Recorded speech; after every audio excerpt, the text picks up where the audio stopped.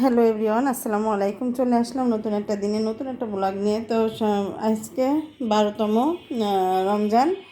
তো রমজানের মুবারক সবাইকে। তো সকালবেলায় উঠে বিছনা উঠায়, মশারি ফশারি উঠায়, তো আমি একটু কাজা নামাজ পড়ে নিয়েছি একটু কোরআন শরীফ পড়ে মেয়েদের আর কি কাজ, একটু রান্না করে আসলাম। চলে আসে আসলে আমি প্রতিদিনই খুবই দেরি হয়ে যায় আমার রান্না করতে বা ইফতারি বানাইতে। আজকে মনে করছে যে খুব তাড়াতাড়ি আসবো, তো এখনও দুপুরের আজান দেয় নাই, জোহরের আজান। তো এটার ভিতরে আমি আজকে ডাল চুলোয় দিয়ে দিয়েছি। তো প্রেশার কুকারে আমি একটা বাটি দিয়ে নেব, এখন মুখ কেটে দেবো। আর আমি আজকে যেহেতু ডিম ভুনা করব সন্ধ্যা রাত্রির জন্য, তো ডিমের কুরমা করব। তো এখানে ডিম কয়েকটা নিয়েছি সিদ্ধ করার জন্য, তো দিয়ে দিয়েছি আমি ডিমটা সিদ্ধ করতে। চুলাটাও ধরায় দিয়ে দিয়েছি, ডালটা ডিমটা সিদ্ধ হয়ে যাক। আর একটু ভাজি করব, তো সেটাও একটু লবণ দিয়ে দিলাম ডিমের ভিতরে, তাহলে ডিমের খোসাগুলো তাড়াতাড়ি উঠে যাবে, এই জন্য লবণটা দিয়ে দিলাম। তো আসলে রমজান মাস সিয়াম সাধনার মাস। আল্লাহ যেন আমাদের রমজান মাসের 30টা রোজা থাকা এবং তারাবি পড়ার তৌফিক দান করুন। আর আমাদের রোজাগুলোও যেন আল্লাহ রাব্বুল আলামিন কবুল করে নিই। তো তারপরে আমি এই রান্না করার পরে আমি করব আর কি, রান্না বান্না হয়ে গেলে তারপরে আমি আসরের নামাজ পড়ার আগে আমি ইফতারিটা ভাজা শুরু করে দেবো, না হলে আমি পেরে উঠবো না আর কি। প্রত্যেক দিনই লেট হয়ে যায়, কারণ আমার দোকানে ইফতারি দিতে হয়, এই জন্য আমি পেরে উঠি না, অনেক দেরি হয়ে যায়। তো আজকে এখনও জোহরের আজান দেয় নাই, 12টা 12:30 বাজে এখনে। তো আমি চলে আসছি জোহর চুলার পিঠে। আর এদিকে ওয়েদারটাও খুব ভালো ছিল। তো এই তো দেখেন ওয়েদারটা কত সুন্দর। তো ছবিটা আসতেছে না কেন বুঝতে পারছি না। তোমার ডালটা হয়ে গেছে, ডালটা বাগারও দেওয়া হয়ে গেছে। তো এই তোমার ডাউলটা হয়ে গেছে। তো এদিকে চুলার পরে আছে। তো আমি এখানে পানি, তেল, মশলা সব কিছু দিয়ে পানি দিয়েছি, এটা উতলাই গেলি তো আমি তরকারিটা দিয়ে দেবো। তো তার আগে যে আমার কুশিটা হয়ে গেছে, কুশিটাও ভাজি হয়ে গেছে সিদ্ধ করে, তেলের পরেও দেওয়া হয়ে গেছে। তখন কুশিটা একটু ভালোভাবে একটু নাড়াচাড়া করে ভালোভাবে একটু শুকাই নিলে আমি কুশিটা নামায় রাখবো রমজান মাস। আর এদিকে আমি একটু ডিম ভুনা করবো, ডিমের কুরমা। তো এই জন্য আমি এই যে নারকেল ভিজায় রেখেছি একটু হালকা কুসুম গরম পানি দিয়ে।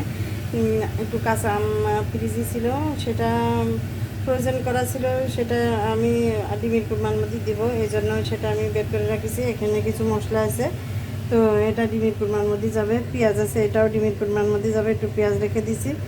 আর এই তো সিমের জন্য তো আমি পানি দিয়েছি, তো আপনাদের সাথে দেখালাম আমার প্যানে পানি দেওয়া রয়েছে। তো এই সিমটা ভালো করে ধুয়ে নিয়ে তো আমি পানি যখন উতলাই যাবে তখনও দিব। আসলে অনেকেই সিমটা কষাই নিয়েও রান্না করে, অনেকে পানি উতলাই নিয়ে। আমি সব রকমই রান্না করি। তো আজকে পানিটা উতলাই নিয়ে রান্না করব। প্রথমে তেল দিয়ে তারপরে মশলা সব কিছু মশলা, ঝাল, পেঁয়াজ বাটা, রসুন বাটা এগুলো দিয়ে একটু কষাই নিয়ে তারপরে পানি দিয়ে দিয়েছি। তারপরে আমি পানিটা উতলাই গেলে লবণ হলুদ দিয়ে দিয়েছি। তো তারপরে আমি সিমটা দিয়ে দেবো, সিমটা দিয়ে তারপরে সিমটা দিয়ে দেবো। হ্যাঁ, তো আর কি আমার ডিমটাও ভাজা হয়ে গেছে। ডিমের কুরমা করবো যেহেতু, তো ডিম সিদ্ধ করে নিয়ে তারপর ডিমটা ছুলে ভেজে নিয়েছি। আর এদিকে আমি একটা সিম দিয়ে মাছ দিয়ে রান্না করবো, মাছটাও আমার ভাজা হয়ে গেছে।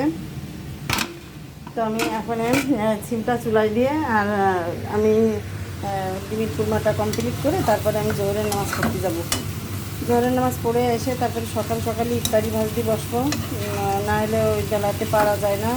আসরের আজানের পরে আসলে ইফতারি ভেজে আমি দিতে পারি না আর কি, অনেক কষ্ট হয়ে যায়। তো পানিটা উতলে গেলে আমি সিমটা দিয়ে দেবো।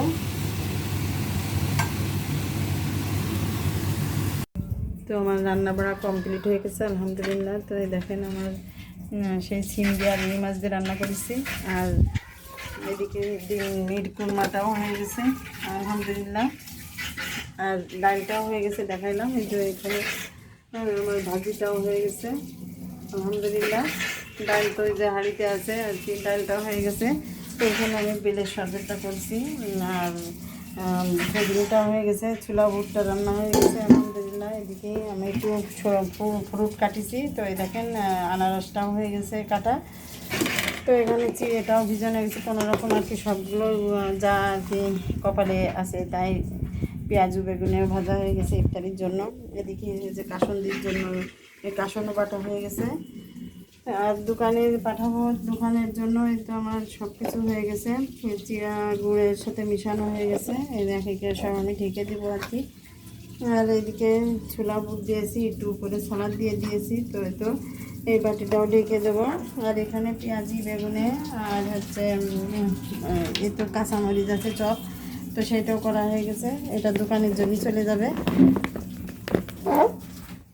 এখানে বেলের শরবত করছি, তো বেলের শরবতের ভিতরে এখানে গুড় দেওয়া হয়নি, গুড় দেবো আর একটু পানি দেবো, অল্প করে পানি দিয়ে মিক্সড করে সামনে দিতে হবে। আমার সাহেবের সে প্রতিদিন বেলের শরবত খায়, হাজার শরবত থাকলেও হবে না, তার বেলের শরবত চাই।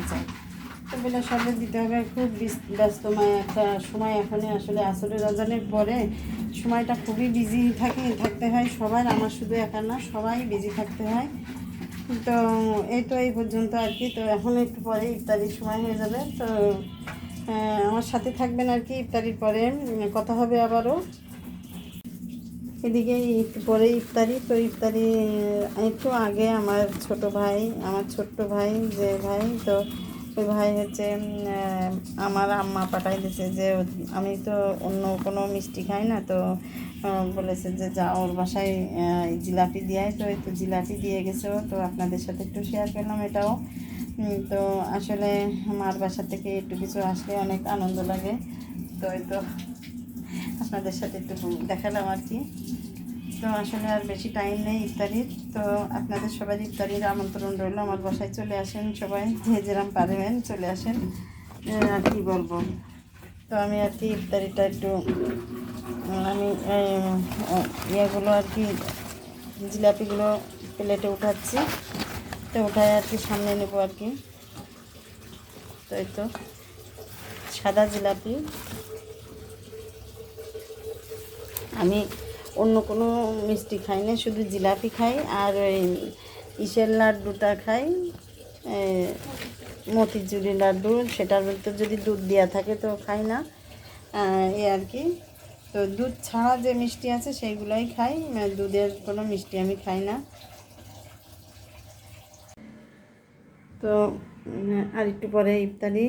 তো সবাইকে ইফতারির শুভেচ্ছা রইল। আর আজকের ভিডিও আমি এখানে শেষ করতে চাচ্ছি।